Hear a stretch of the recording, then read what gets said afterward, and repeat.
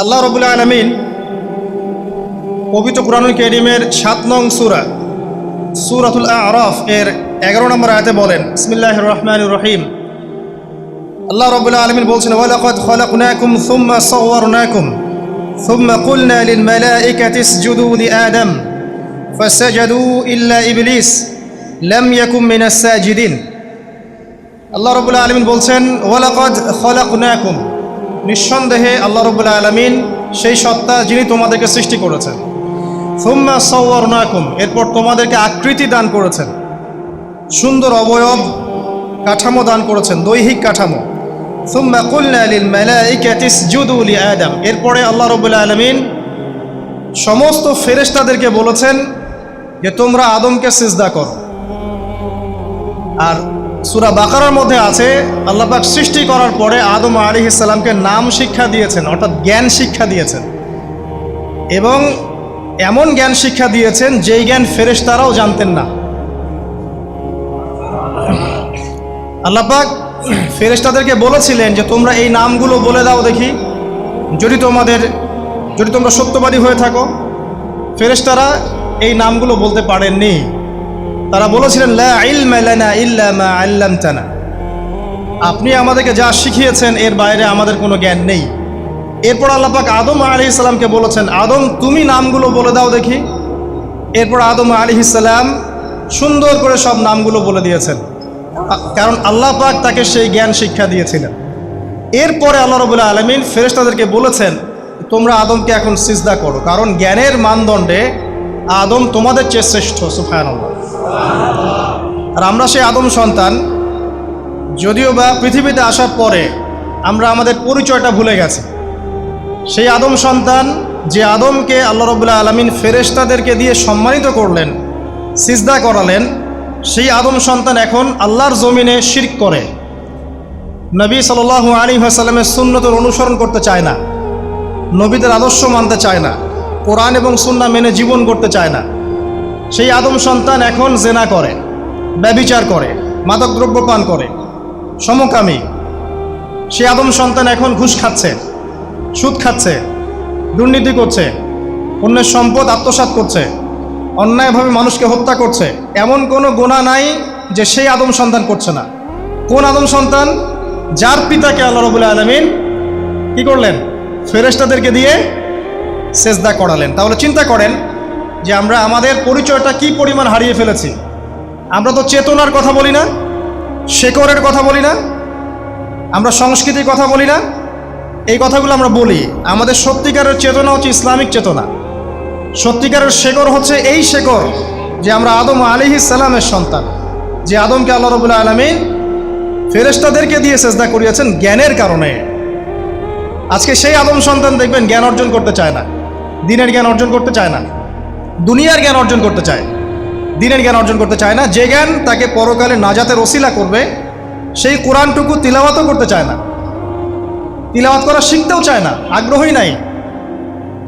তাহলে আমরা কি পরিমাণে আমাদের শেকড়টা ভুলে গেছি, চেতনা হারিয়ে ফেলেছি, আমাদের মূল সংস্কৃতি থেকে দূরে সরে আসছি। একটু চিন্তা করেন। সামনে যাই।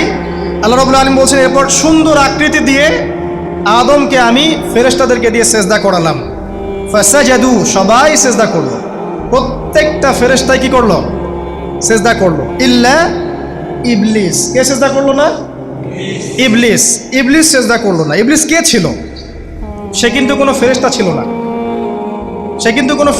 না। সে ছিল একজন জিন। কানা মিনাল জিন্নি, সূরা কাহফে আল্লাহ পাক বলেছেন কানা মিনাল জিন্নি, সে জিনদের একজন ছিল। ঠিক আছে? সে আল্লাহ রাব্বুল আলামিনের এত বেশি ইবাদত করেছিল যে আল্লাহ রাব্বুল আলামিন তাকে এক পর্যায়ে ফেরেশতাদের উপরে একটা দায়িত্বশীল বানিয়ে দিয়েছিলেন। ঠিক আছে? তো কিন্তু তার মনের ভিতরে একটা কেবর বা অহংকার ছিল, যে অহংকারের কারণে সে কিন্তু আল্লাহ পাকের এই নির্দেশটা পালন করলো না, লঙ্ঘন করলো। আমরা সামনে যাই। লাম ইয়াকুম মিনাস সাজিদিন, আল্লাহ পাক বলছেন সে সেজদাকারীদের অন্তর্ভুক্ত ছিল না। কে? ইবলিস। আচ্ছা, ক্বালা, আল্লাহ পাক এবার বলছেন, মা মানাআকা আল্লা তাসজুদা ইয আমারতুক। আল্লাহ পাক বলছেন, হে ইবলিস, কিসে তোমাকে নিষেধ করলো, কে তোমাকে বারণ করলো আদমকে সেজদা করতে, যাকে আমি সেজদা করার আদেশ করেছি? কি জন্য করলে না? সোজা কথায়, তুমি কি জন্য সেজদা করলে না আদমকে? মানে আঁকা, তোমাকে কে বারণ করলো?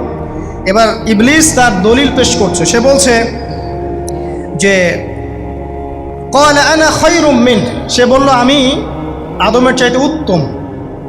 আসসালাতু খায়রুম মিনান নাওম, এটা জানেন না? ঘুমের চেয়ে নামাজ উত্তম। ঠিক এইভাবেই সে ইবলিস বলছে কি, আনা খায়রুম মিন, আমি তার চেয়ে উত্তম। কি কারণে উত্তম? খালাকতানি মিন নার ওয়া খালাকতাহু মিন তিন। হে আল্লাহ, আপনি আমাকে সৃষ্টি করেছেন আগুন দিয়ে, জিনদেরকে কি দিয়ে সৃষ্টি করা হয়েছে? আগুন দিয়ে। ফেরেশতাদেরকে কি দিয়ে? নূর দিয়ে। তাহলে এখানে প্রমাণ হলো যে ইবলিস কিন্তু ফেরেশতা নয়। আমাকে সৃষ্টি করেছেন আগুন দিয়ে, ওয়া খালাকতাহু মিন তিন, এবং আদমকে সৃষ্টি করেছেন তিন মানে কাদামাটি দিয়ে। তার মানে আগুন কাদামাটির চেয়ে সুপিরিয়র, বেশি মর্যাদা সম্পন্ন, ওর মানে কে আছে আর কি। এই কারণে সে সিজদা করলো না। এবার আল্লাহ রাব্বুল আলামিন বলছেন ক্বালা ফাহবিত মিনহা, ইবলিস এখান থেকে নেমে যাও। এটা কোন জায়গা? একদম মহাকাশের উপরে না, নাকি পৃথিবীতে? এটা 7 আসমানের উপরের ঘটনা। ইতিহাস শুরু হয়েছে মহাবিশ্বে। মানুষের অস্তিত্বও ছিল না, এমন একটা সময় চলে গেছে। মহাবিশ্বে কোটি কোটি বছর চলে গেছে যখন মানুষ বলতে কিচ্ছু ছিল না। ছিল না। অনেক পরে মানুষকে সৃষ্টি করা হয়েছে। এখন দুনিয়াতে মানুষের চলাচল দেখলে মনে হয় মহাবিশ্বে সে একাই আছে, আর কেউ নাই, তাই না? আচ্ছা, এটা দলিল কোরআনে আছে। সূরা দাহার 1 নম্বর আয়াত পড়ে দেখবেন, হাল আতা আলাল ইনসানি হিনুম মিনাদ দাহরি লাম ইয়াকুন শাইআম মাযকুরা। আল্লাহ পাক বলছেন মানুষের উপরে এমন সময় চলে গেছে যে মানুষ কোনো আলোচ্য বিষয় ছিল না, উল্লেখযোগ্য কোনো বিষয় ছিল না। তো সভ্যতার শুরুর ঘটনা হচ্ছে এটা, মানে মানব সভ্যতার একদম শুরুর শেকড়ের ঘটনা হচ্ছে এটা। একদম শুরুর চেতনা, শুরুর সংস্কৃতি শুরু হচ্ছে এখান থেকে। এবার ইবলিস বলছে আমি সেজদা করব না, বিকজ আমি তার চেয়ে সুপিরিয়র। আপনি তাকে সৃষ্টি করেছেন মাটি দিয়ে, আমাকে সৃষ্টি করেছেন আগুন দিয়ে, আমি তাকে সেজদা করব না। সে আল্লাহ পাকের আদেশ লঙ্ঘনই করলো না, বরং আল্লাহকে উল্টা একটা যুক্তি দেখালো যে আপনি ভুল, আমি ঠিক। নাউজুবিল্লাহ, আপনি আমাকে আদমকে সেজদা করতে বলছেন, এটাই ভুল, বরং উচিত হচ্ছে ও আমাকে সেজদা করবে। নাউজুবিল্লাহ। তো সে কিন্তু আবা ওয়াস্তাকবার, সে উদ্ধত হলো এবং অহংকারও প্রদর্শন করলো। আল্লাহ পাক বলছেন ক্বালা ফাহবিত মিনহা, এখন এখান থেকে নেমে যাও। এই জান্নাতি বলেন আর ওই ঊর্ধ্ব জগতই বলেন, সেখান থেকে তোমরা নেমে যাও, এখন তুমি নেমে যাও। ফামা ইয়াকুনু লাকা আন তাতাকাব্বারা ফিহা, এখানে দাঁড়িয়ে তুমি অহংকার করবে এই অধিকার তোমাকে দেওয়া হয় নাই। সোজা কথায় আল্লাহ পাক বলছেন এখানে দাঁড়িয়ে তুমি অহংকার করবে এই অধিকার তোমাকে দেয়া হয়নি। আল্লাহ পাক অহংকারীকে পছন্দ করেন না। অহংকারীদেরকে আল্লাহ পাক কিয়ামতের মাঠে পিঁপড়ার মতো উঠাবেন। তাদের আকৃতি মানুষের সমানও হবে না, ছোট ছোট কালো পিঁপড়ার মতো হবে এবং অন্ধকার ওদেরকে ঢেকে নিবে। তো আমাদের মনে যাদের অহংকার আছে, আল্লাহর রাস্তা অহংকার ছেড়ে দেই। অহংকার ইলমেরও থাকতে পারে। একজনের অনেক বড় ইলমি ডিগ্রি সার্টিফিকেট আছে, অমুক ফারেক তমুক ফারেক, অমুক মুহাদ্দিস অমুক মুফাসসির, ডাবল ডিগ্রি, এটারও অহংকার থাকতে পারে, ঠিক আছে? আবার অনেকের টাকা পয়সার অহংকার থাকে, অনেকের ক্ষমতার অহংকার থাকে, আবার এখনকার মেয়েদের সৌন্দর্যের অহংকার থাকে, থাকে না? এক এক মানুষের এক একটা অহংকার।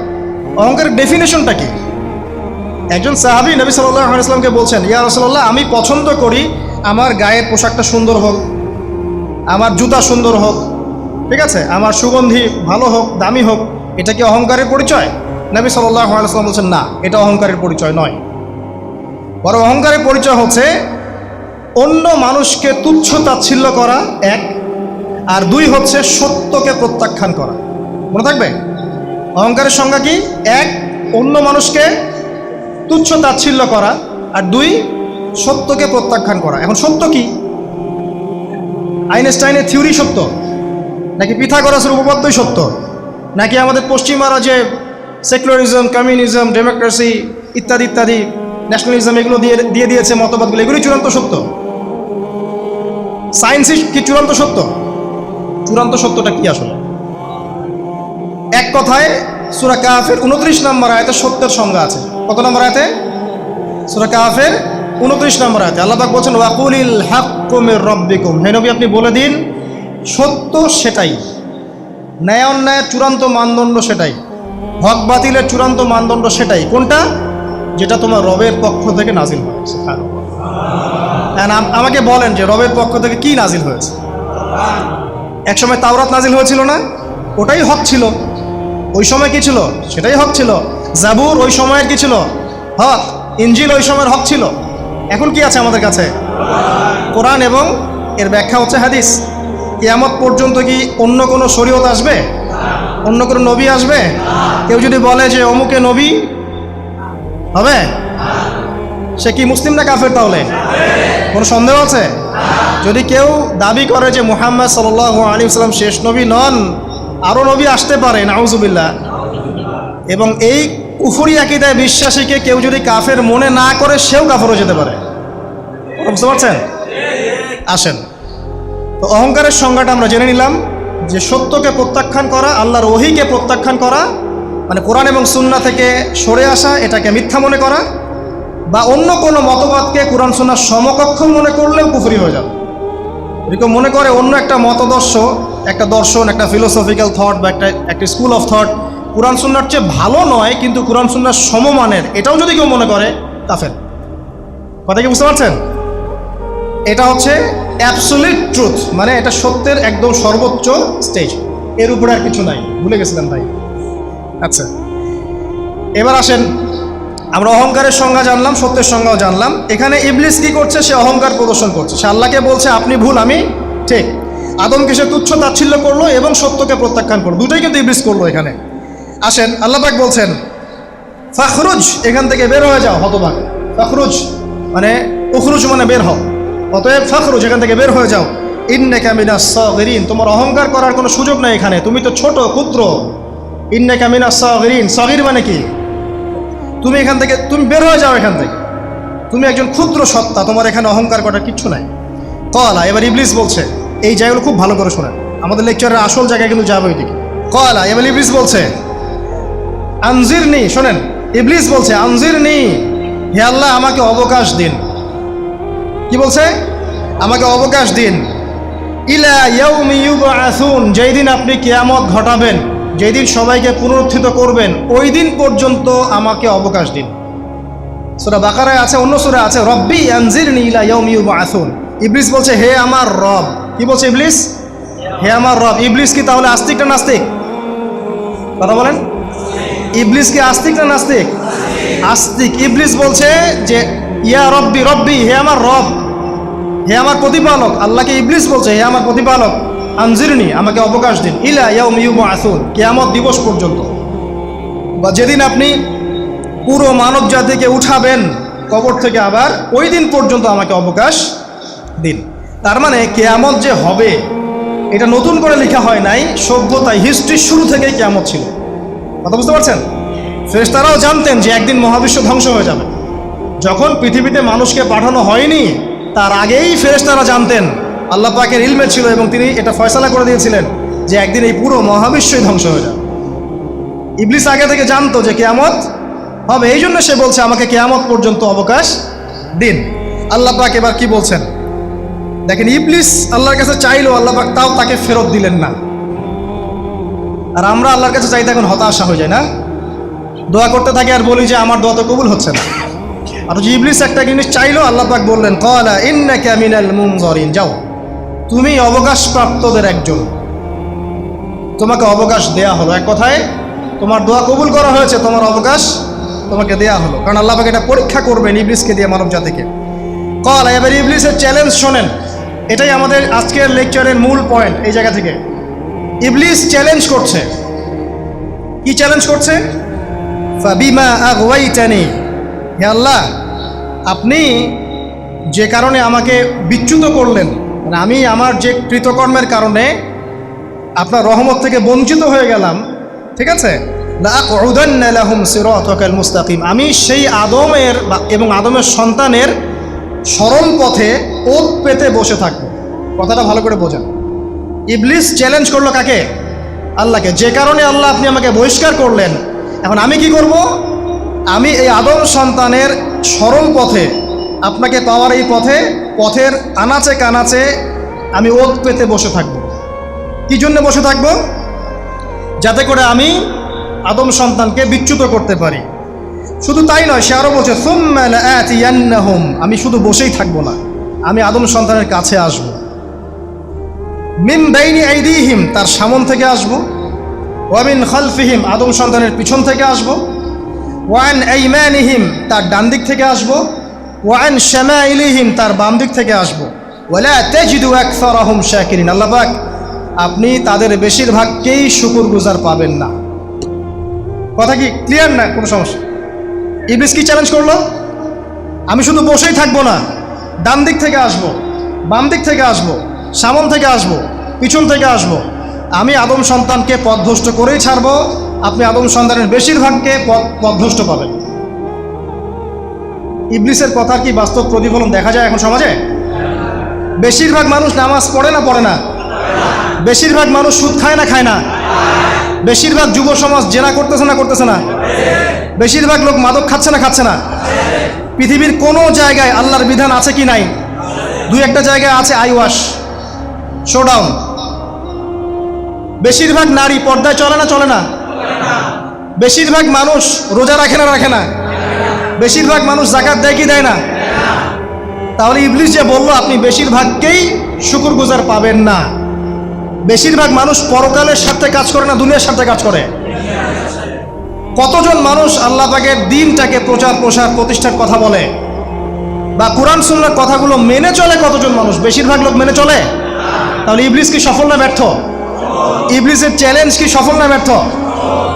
ইবলিসের কথা সে কিন্তু অক্ষর অক্ষরে পালন করেছে। আর ইবলিসকে আল্লাহ পাক কেন পৃথিবীতে দিয়েছেন? আমাদেরকে পরীক্ষা করার জন্য, যেন আমরা এই সরল পথ থেকে বিচ্যুত না হই। সামনে যান, আরো কঠিন কথা আছে। قال اخرج منها, আল্লাহ পাক বলছেন এখান থেকে বের হয়ে যাও, মাযউমান মাদহুরা, একদম অপদস্থ লাঞ্ছিত হয়ে এখান থেকে বের হয়ে যাও। লামান তাবিআকা মিনহুম, তুমি তো চ্যালেঞ্জ করলে আমাকে, ঠিক আছে, কিন্তু যে ব্যক্তি যেই তোমার অনুসরণ করবে, আল্লাহ পাকের কথা শোনেন, যেই তোমার অনুসরণ করবে, লাআমলাআন্না জাহান্নামা মিনকুম আজমাইন, যে পুরুষ বা নারী যেই হোক না কেন, যে আদম সন্তান ইবলিস তোমার অনুসরণ করবে, তোমার পথ ধরবে, আমি তোমাকে সহ এদের সবাইকে দিয়ে জাহান্নাম পূর্ণ করব। আল্লাহর কিচ্ছু যায় আসে না। আল্লাহ পাক যদি এই পুরো পৃথিবীটাকেও জাহান্নামে নিক্ষেপ করেন অবাধ্যতার কারণে, আল্লাহ পাক কিছু যায় আসে? ওই যে আপনাদের এখানে নদী আছে না, কি বালাসী ঘাট, এখানে চর আছে না, চরের মধ্যে একটা বালুর কণার কি দাম আছে বলেন তো? একটা বালুর কণার কোনো দাম আছে? এই পুরো মহাবিশ্বে পৃথিবীর অবস্থান এর চেয়েও কম। তো পুরো পৃথিবীর মানুষ যদি আল্লাহর অবাধ্য হয়, আল্লাহ পাক যদি পুরো দুনিয়াটাকেই ধ্বংস করে দেন, জাহান্নামে নিক্ষেপ করেন, আল্লাহ পাকের কিছু যায় আসবে কিনা? এবার আসেন, এখান থেকে আমরা বুঝতে পারলাম যে ইবলিস একটা তৃতীয় সত্তা।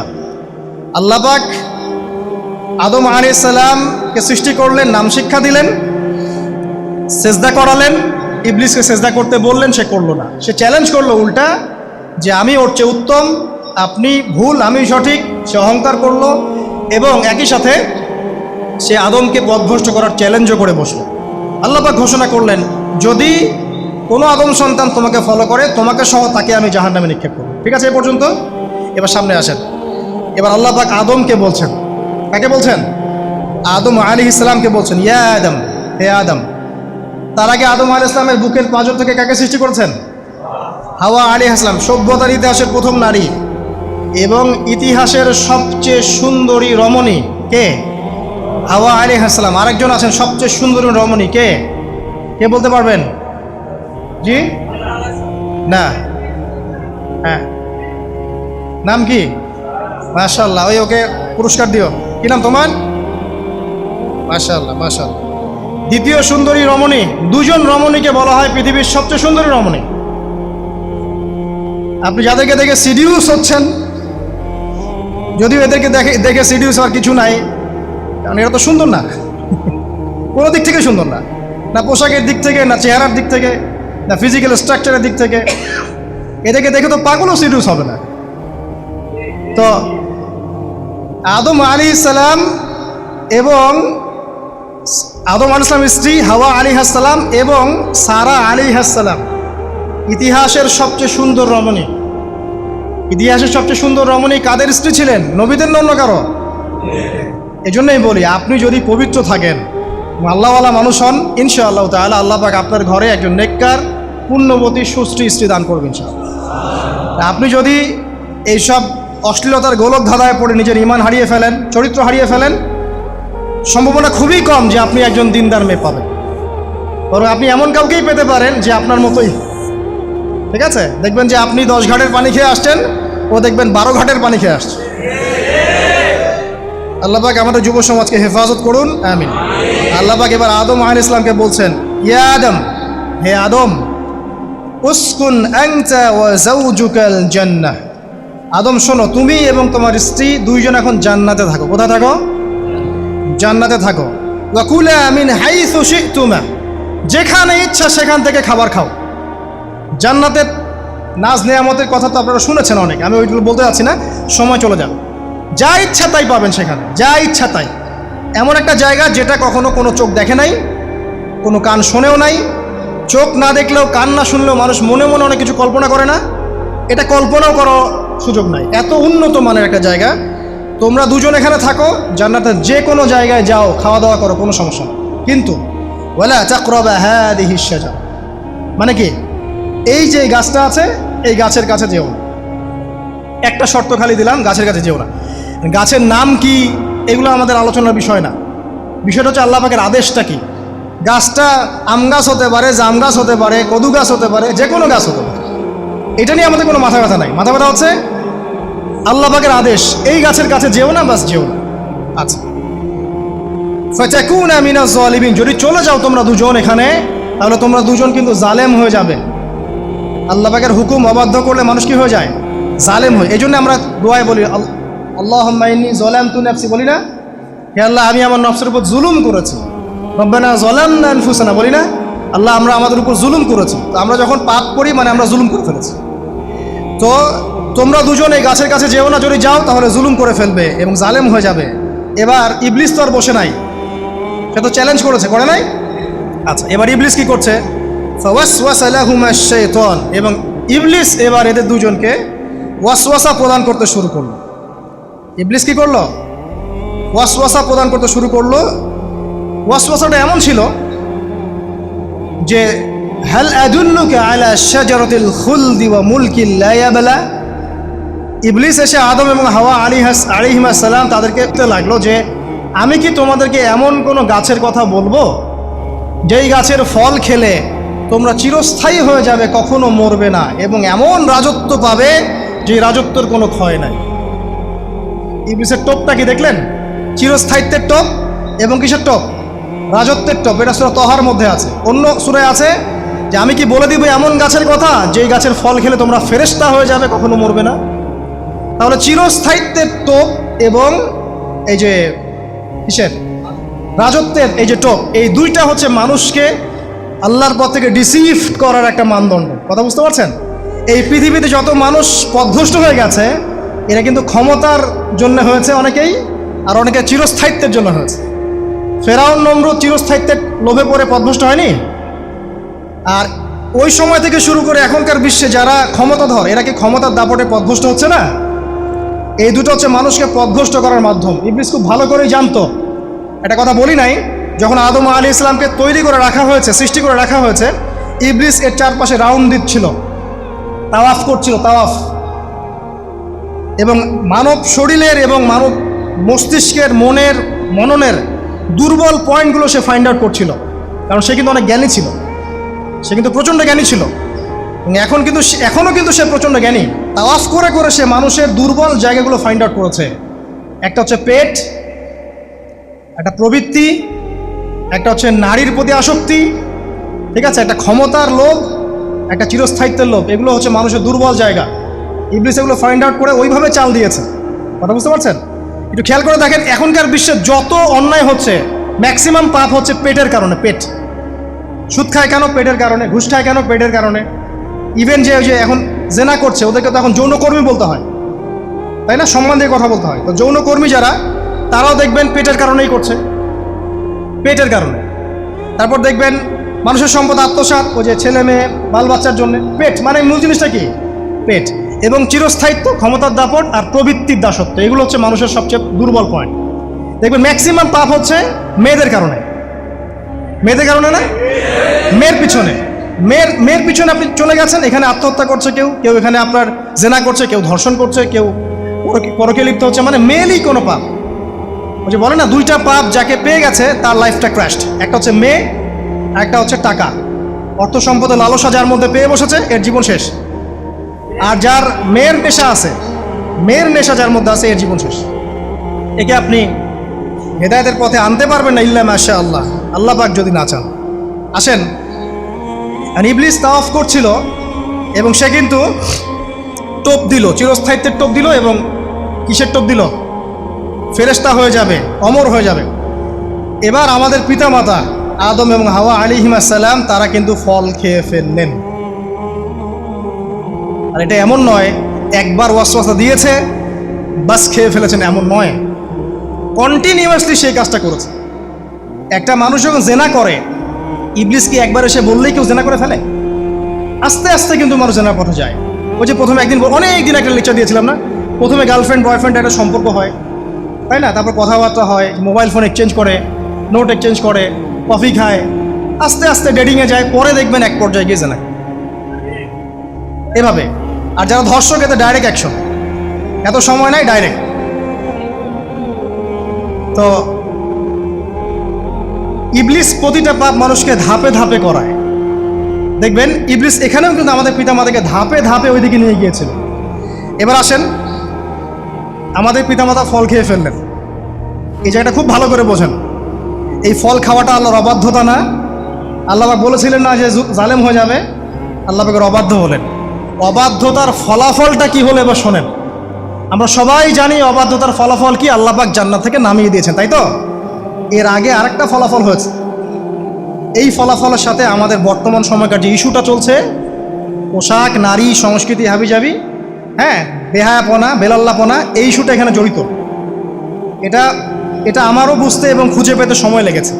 আমরা সবাই পড়েছি স্টুডেন্ট লাইফে, আদম এবং হাওয়া আলাইহিস সালাম আদেশ লঙ্ঘন করেছেন, সাথে সাথে আল্লাহ পাক জান্নাত থেকে কি করেছেন?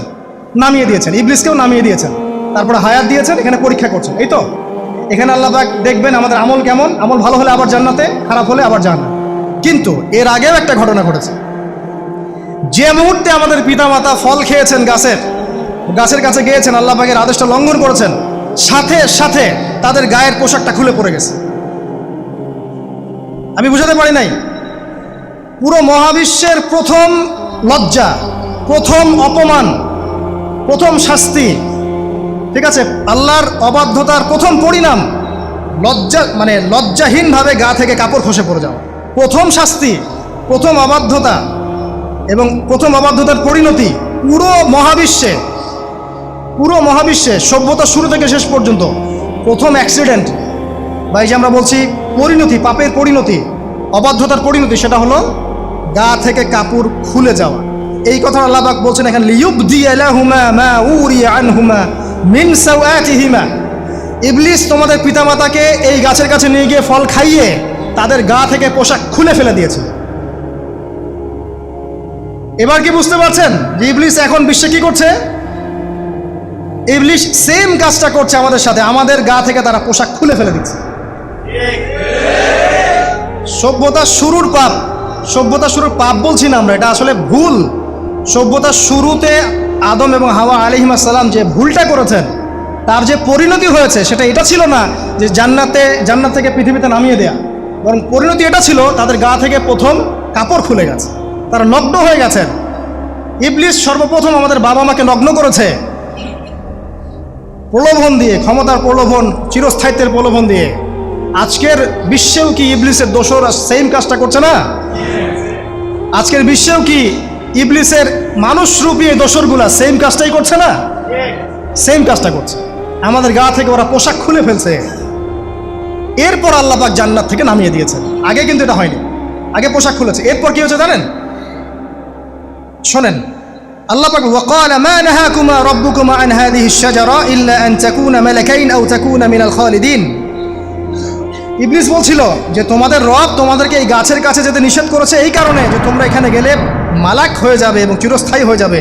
ওয়াকাসামাহুমা ইন্নী লাকুমা লামিনান নাসিহিন। ইবলিস বলছিল যে আমি আল্লাহর কসম করে বলছি আমি তোমাদের শুভাকাঙ্ক্ষী।